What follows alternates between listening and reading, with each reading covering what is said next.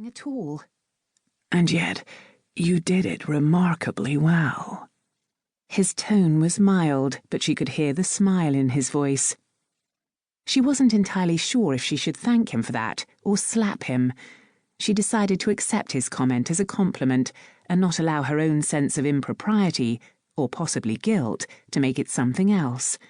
Not that she had anything to feel guilty about. It was not as if she was an innocent virgin who had escaped the notice of an unsuspecting chaperone to run amok amid the men of New York. She was an adult, a widow, and financially independent as well.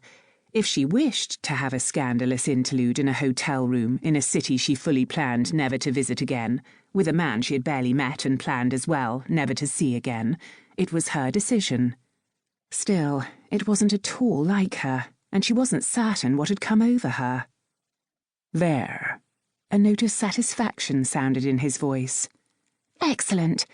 She glanced around and found the gown she had discarded last night.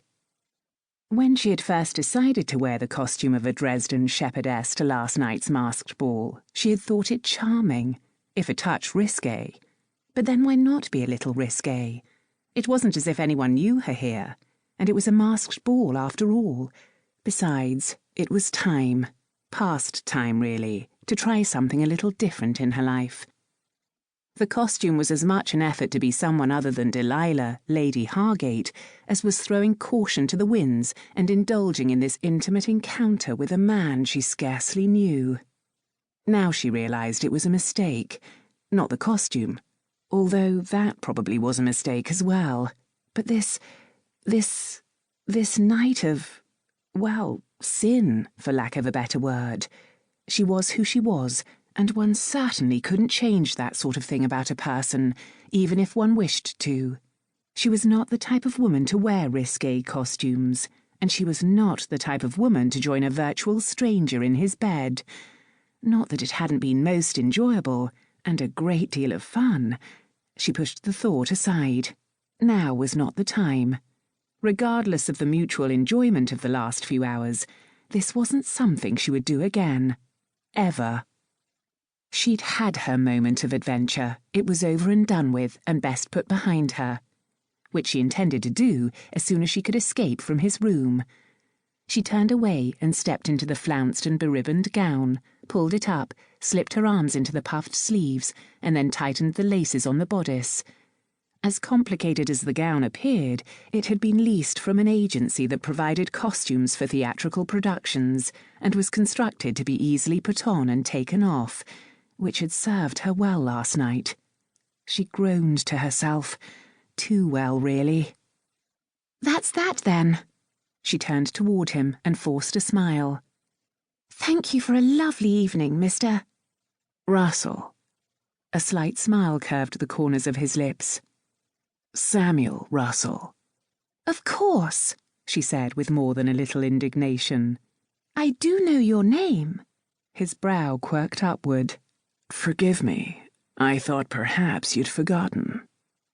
I would not forget the name of the man I had just... She glanced at the rumpled bed. Well, I would not forget your name, that's all. Delilah. He stepped toward her. I will never forget anything about last night.